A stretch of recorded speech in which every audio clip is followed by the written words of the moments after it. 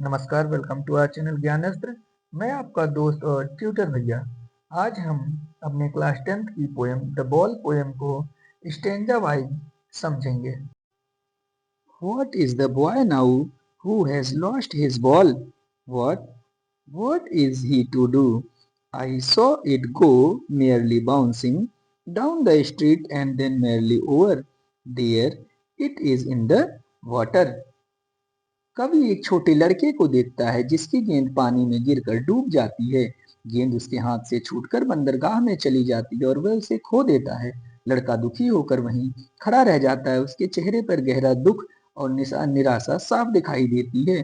कवि कहता है कि वह लड़का अपनी खोई हुई गेंद के लिए शोक मना रहा है। यह केवल एक खिलौना नहीं था, बल्कि उसकी भावनाएं उससे जुड़ी हुई थीं। नेक्स्ट स्टेंजा देखते हैं। No use to say, oh, there are other balls. An ultimate shaking grief fixes the boy as he stands rigid, trembling, staring down all his young days into the harbor where his ball went. I would not intrude on him. A dying another ball is worthless.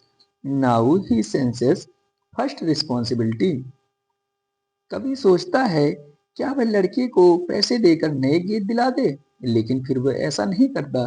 उसे समझ आता है कि यह अनुभव लड़के के जीवन के लिए एक महत्वपूर्ण पाठ है।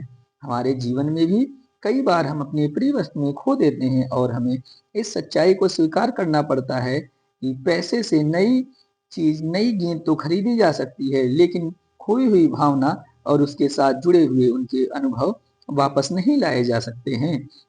नेक्स्ट स्टेंजा देखते हैं।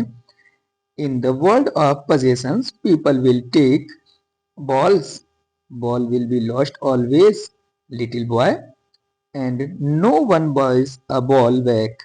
Money is external, he is learning well behind his desperate eyes the epistemology of loss, how to stand up, knowing what every man must one day know, and most know many days how to stand up. अंत में कवि बताता है कि यह घटना लड़के के जीवन का सबसे बड़ा सबक सिखाती है। यह हानि और लॉस तथा जिम्मेदारी के बारे में बताती है। हर इंसान को जीवन में किसी न किसी बड़ी चीज का नुकसान सहन करना पड़ता है। धीरे धीरे लड़का समझ जाएगा कि दुख को सहकर आगे बढ़ना ही जीवन का नियम है। इस प्रकार यह कविता हमें सिखाती है कि हानि को स्वीकार करना और उससे सीख लेना परिपक्वता की निशानी है। Thank you.